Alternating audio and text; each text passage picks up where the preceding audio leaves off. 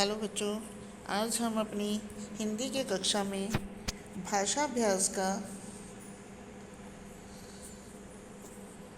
कक्षा 5वीं का भाषाभ्यास का 11वां अध्याय बिरसा मुंडा करेंगे।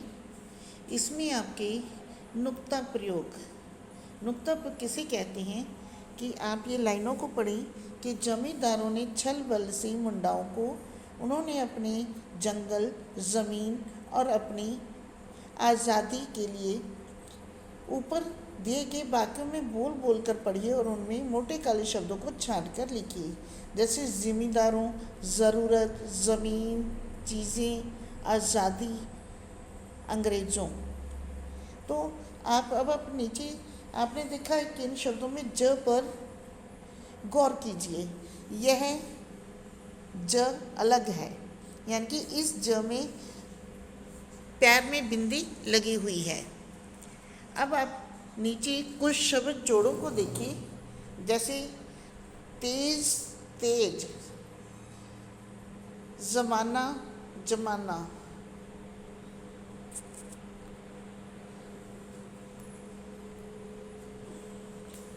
सजा, सजा। तो आप इन शब्द जोड़ों को पढ़ने के बाद ज के उच्चारण पर ध्यान दीजिए, जबकि दूसरी ज में हम ज बोलते हैं, जबकि जब बिंदी लग जाती है तो उसका उच्चारण हो जाता है ज। इस प्रकार ज और ज दोनों अलग अलग शब्द हैं।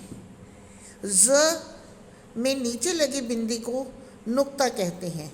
नुक्ता प्राय उर्दू फारसी के शब्दों में इस्तेमाल होता है। इसके कारण इसका अर्थ बदल जाता है,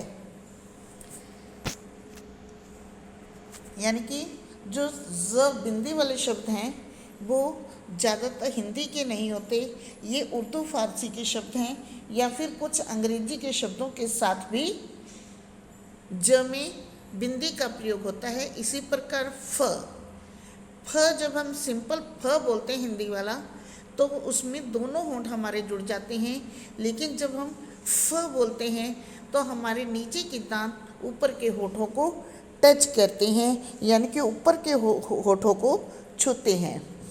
तो आपका थर्ड क्वेश्चन है, फर्स्ट क्वेश्चन है कि आपने ऊपर दिए गए वाक्यों में से ऐसे ही नुक्ता वाले शब्द छांट कर लिखने हैं जो आपको मोटे काले दिए हुए हैं। इसके बाद आपको शब्द जोड़ों में अंतर बताया है कि अगर आप बिंदी नहीं लगाते तो उनका अर्थ बदल जाता है। जैसे तेज, तेज, तेज मतलब होता है तीव्र गति और तेज मतलब होता है चमक, आभा। इसी प्रकार आप देखें अगली थर्ड क्वेश्चन में कि घोड़ा तेज दौड़ता है, इसकी साउंड आती है ज, जेड अक्षर में। जैसे आपका इंग्लिश के जेड अक्षर होते हैं वैसे ही इसकी साउंड आती है जेड के समान। इसी प्रकार आगे है महात्मा के चेहरे पर तेज था, ये सिंपल तेज यानी कि चमक, आभा। हलवाई दही जमाना भूल गया, जमाना मतलब तहलगाना, ये समझ गए होंगे आपके हलवाई दही जमाने को जमाना बोलते हैं। पुराना ज़माना अच्छा था, यानी कि पुराना समय या युग। गुड़िया को सजा दीजिए, सजाना मतलब ये एक क्रिया है, सजाना। जैसे मैंने दिवाली पर घर सजा दिया।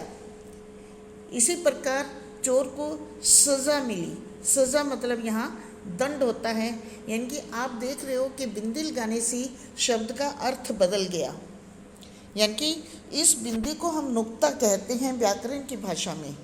तो नुक्ता लगाने से, किसी ज या फ में नुक्ता लगाने से इसके अर्थ बदल जाते हैं।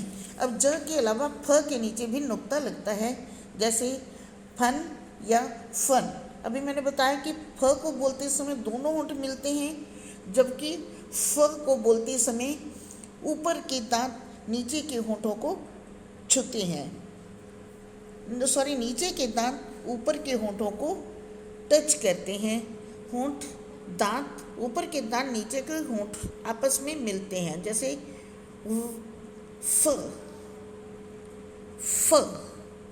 अब इन शब्दों को बोलकर पढ़िए, गुफा, फल, फन, फन, साफ, फैसला, फायदा। नीचे दिए गए वाक्यों को उचित शब्द से पूरा कीजिए। अब आपको ये ध्यान रखना है कि किसका मतलब क्या है। जज ने अपराधी को सजा दी, इसमें नुक्ता वाला ज आएगा क्योंकि सजा मतलब होता है दंड देना। ज़माना बदल गया है, ज़माना मतलब युग या समय। सांप अपना फन फैलाए बैठा है, सांप कभी बिंदी नहीं लगाता, इसलिए फ में बिंदी नहीं आएगी, नुक्ता नहीं आएगा। बच्चों ने नए साल पर पूरा घर सजा दिया, सजाना मतलब सजावट करना। कंचन गाना गाने के फन में माहिर है, यहाँ कुशलता, फन मतलब कला, कि कंचन गाना गाने की कला में माहिर है। दही जमाना कौन सा मुश्किल काम है, यहाँ जमाना आएगा, जमाना नहीं। अब आपको कुछ शब्द दिए गए हैं, आपको उनमें सही जगह पर नुक्ता का प्रयोग करना है। जैसे अंग्रेज़, फ़ायदा, सफाई, यहाँ फ में ज़रूर, बुजुर्ग, काफिला, ज़मीन, फुर्सत। तो ये आपने देखा कि जहाँ आपकी बिंदी लगती है वो शब्द हैं, नुक्ता वाले शब्द हैं ये सारे। आगे है पाठ बिरसा मुंडा में से कोई 3 जातिवाचक संज्ञा, सर्वनाम व विशेषण शब्द छांट कर लिखिए। जातिवाचक संज्ञा हो जाती हैं अंग्रेज़, भारतीय, पेड़। सर्वनाम हो गए उन्होंने, हमारे, बे, तुम्हारे, ये सारे शब्द आप अपनी तरफ से लिख सकते हो।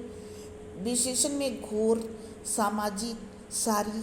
इसी प्रकार बहुवचन रूप लिखने के लिए कहा है डाली, डालियाँ। यहाँ ल को बड़ी ई की मात्रा थी तो छोटी ई की हो गई। चीज़, चीज़ें, टहनी, टहनियाँ। यहाँ भी टहनी में बड़ी ई की मात्रा थी, छोटी ई की हो जाती है। पत्ती, पत्तियाँ, लकड़ी, लकड़ियाँ, टहनी, टहनियाँ, सभाएँ, सभा, सभाएँ। तो नीचे दिए गए शब्दों के अब आपको कुछ नुक्ता वाले शब्द दिए गए हैं, इनका वाक्य प्रयोग करना है। जैसे मैंने एक एक वाक्य बनाया है, आप अपनी तरफ से भी वाक्य बना सकते हैं। जैसे ज़रा, मुझे ज़रा सा शरबत चाहिए। सज़ा, जज ने अपराधी को सज़ा दी। तेज़, घोड़ा तेज़ दौड़ता है। अब नीचे दिए गए अनुच्छेद में कुछ रिक्त स्थान दिए गए हैं और ये शब्द विकल्पों में दिए गए हैं। उनमें से आपने सही विकल्प को चुनना है और फिलअप में भरना है। जैसे वीरों को बनाने के कारखाने स्थापित नहीं हो सकते, वे तो देवदार के वृक्षों की तरह जीवन के जंगल में खुद व खुद पैदा होते हैं और बिना किसी के पानी पिलाए और बिना किसी के हाथ लगाए तैयार होते हैं और संघर्ष के मैदान में अचानक ही आकर सामने खड़े हो जाते हैं। तो ये थे फिलअप, यानी कि वीरों को बताया है कि जो वीर पुरुष होते हैं वो कैसे होते हैं। तो आपने ये करना है। आगे 11th क्वेश्चन आपने खुद करना है, ये मैं नहीं करवाऊंगी, ये आपके असाइनमेंट है कि आपने बिरसा मुंडा पाठ पढ़ा। इस पाठ में ऐसी कई बातें हैं जो शायद आपको पसंद आई होंगी। इन बातों के बारे में आप बताते हुए एक डायरी लिखनी है आपने, वो भाषाभ्यास में ही लिखनी है। क्वेश्चन नंबर 11 है ये आपका, ठीक है। ये होमवर्क है आपका। तो आपका ये लेसन ख़त्म है बेटा। कोई चीज़ नहीं समझा रही तो मैंने पिछली बार आपको ऑनलाइन क्लास में ये लेसन करवाया था और करने के लिए दिया था, और आज वीडियो भेज रही हूँ और साथ में PDF भेज रही हूँ, तो आप करेंगे और ध्यान से करेंगे। ठीक है बेटे, उम्मीद करती हूँ आपको समझ आ गया होगा। धन्यवाद। ओके।